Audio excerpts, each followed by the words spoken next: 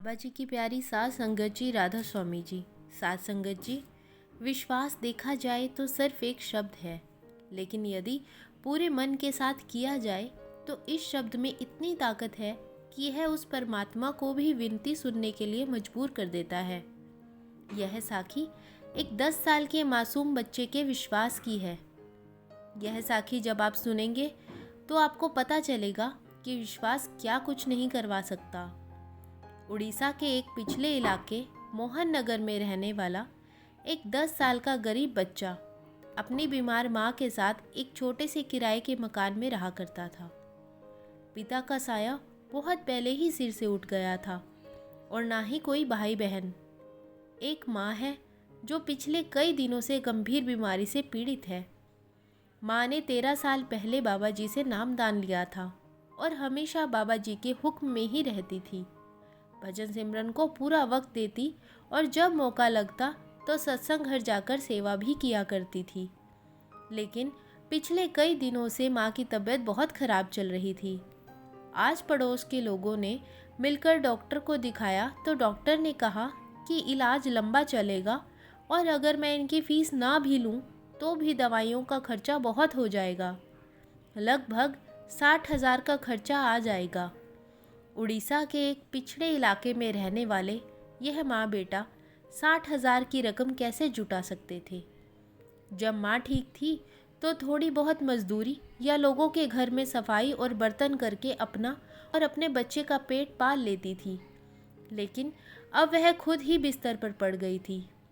अब घर का यह हाल हो गया था कि एक वक्त का खाना भी बड़ी मुश्किल से मिल सकता था। लेकिन उसके 10 साल के बच्चे ने हिम्मत नहीं हारी।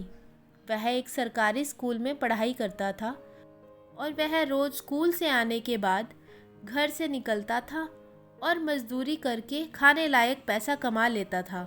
लेकिन बच्चे को यह भी चिंता थी कि अगर माँ का इलाज ना हुआ तो कुछ भी हो सकता था। अब 10 साल के बच्चे के ऊपर इतनी बड़ी जिम्मेदारी आ चुकी थी।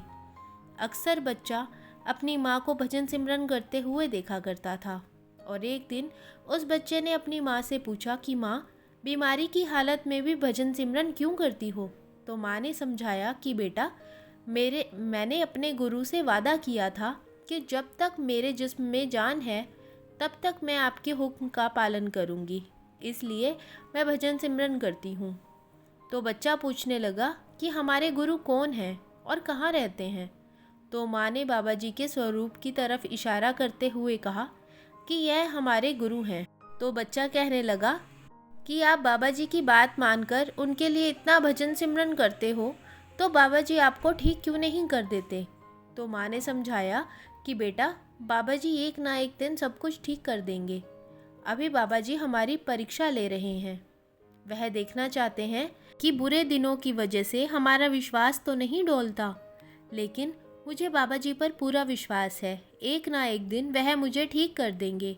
यह सुनकर बच्चा पूछने लगा कि माँ, तो आप इनको फ़ोन करके क्यों नहीं बोल देती कि वह आपको जल्दी से ठीक कर दें। तो माँ ने समझाया कि बेटा, बाबा जी हमारे मन की आवाज़ को सुन लेते हैं, उन्हें बोलकर कुछ बताने की ज़रूरत नहीं पड़ती।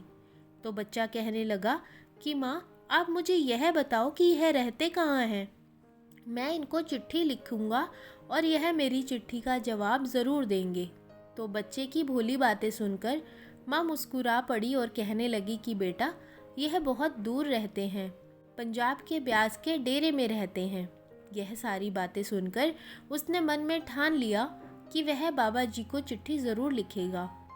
तभी उस बच्चे के दोस्तों ने उसको बाहर से आवाज़ लगा दी और वह दूसरे बच्चों के साथ खेलने चला गया और वापस आया तो माँ सो चुकी थी।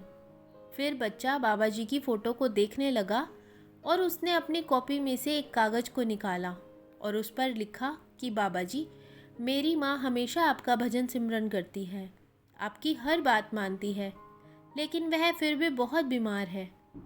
यहाँ हम बहुत दुखी हैं और मेरी आपसे विनती है कि आप मुझे 60,000 रुपये दे दो, जिससे कि मैं अपनी माँ का इलाज करवा पाऊँ। जब से माँ बीमार हुई है मुझे पेट भरकर खाना नहीं मिलता, माँ काम पर नहीं जा पाती और ना ही मैं बहुत देर तक खेलने जा पाता हूँ।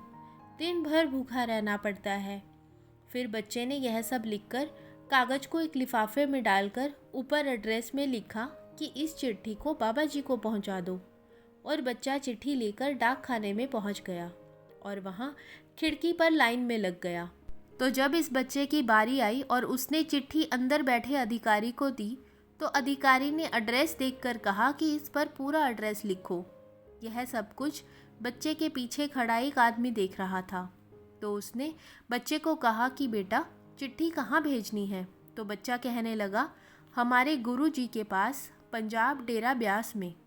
तो उस आदमी ने पूछा, लेकिन इस पर तो एड्रेस पूरा नहीं है।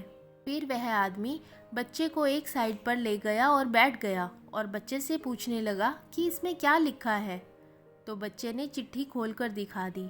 जब उस आदमी ने यह सब पढ़ा तो उसकी आंखों में आंसू आ गए और उसने बच्चे की नज़र से बचकर उस चिट्ठी पर अपने घर का एड्रेस लिख दिया और कहा कि जब यह चिट्ठी बाबा जी को मिलेगी तो वह आपको पैसे कैसे भेज पाएंगे? आपने अपना एड्रेस तो इस पर लिखा ही नहीं। तो बच्चे ने बता दिया कि वह उड़ीसा के मोहन नगर में रहता है। बच्चे का एड्रेस पाकर वह आदमी कहने लगा कि ठीक है बेटा, मैंने इस पर पूरा एड्रेस लिख दिया है, अब यह चिट्ठी वहाँ दे दो। तो बच्चे ने चिट्ठी को खिड़की में दे दिया और बच्चा वहाँ से चला गया। और वह आदमी जब अपने घर आया तो उसने यह सारी बात अपनी पत्नी को बताई।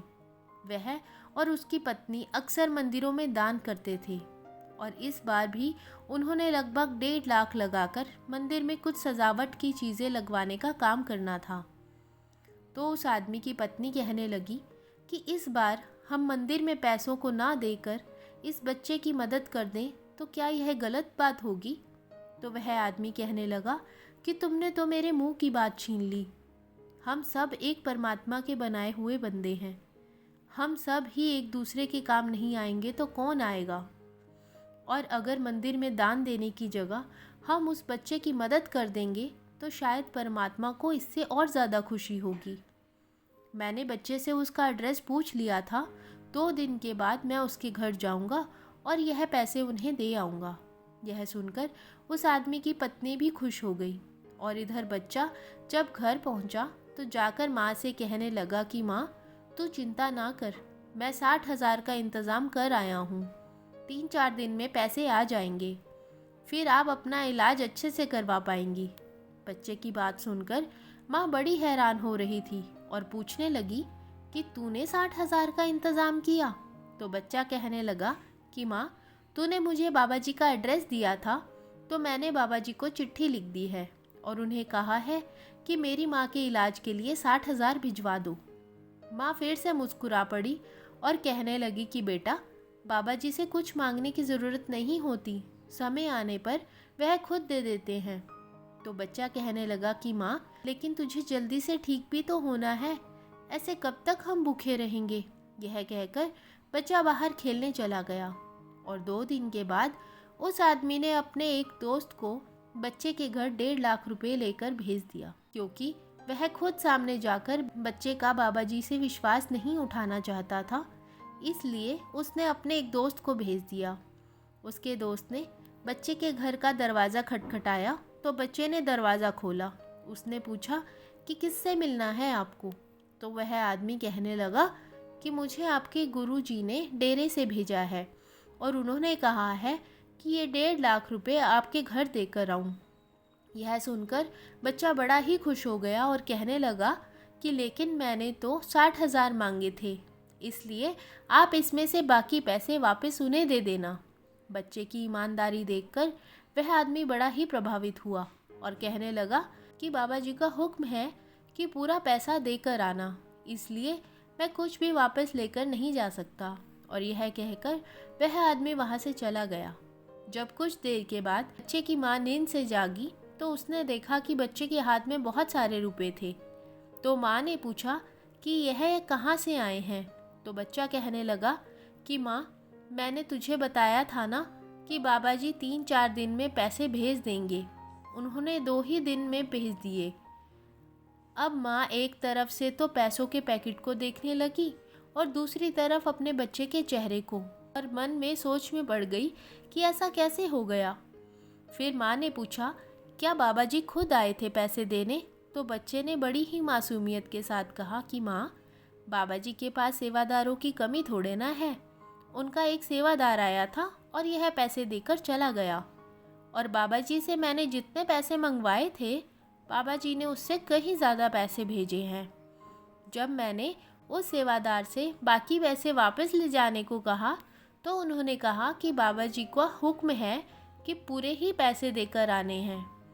माँ बच्चे की बातें सुनकर हैरान हुए जा रही थी। संगत जी, जब हम मालिक से अरदास करते हैं तो मालिक खुद हर जगह नहीं पहुंच सकते।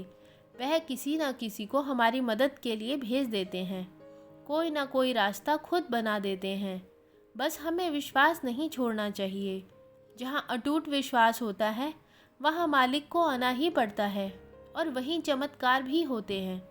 बच्चे का विश्वास था कि अगर वह बाबा जी को चिट्ठी लिखकर अपनी परेशानी बताएगा तो बाबा जी ज़रूर उसकी मदद करेंगे, और बाबा जी उसका विश्वास कैसे तोड़ सकते थे। उसी दिन और उसी समय जब वह बच्चा डाकघर गया हुआ था, तभी बाबा जी ने उस शख्स को भी डाक खाने भेजा और उस बच्चे से मिलवाया। यह कोई इत्तेफाक नहीं, यह एक बच्चे के विश्वास और उस परमात्मा के दया मेहर की बात है।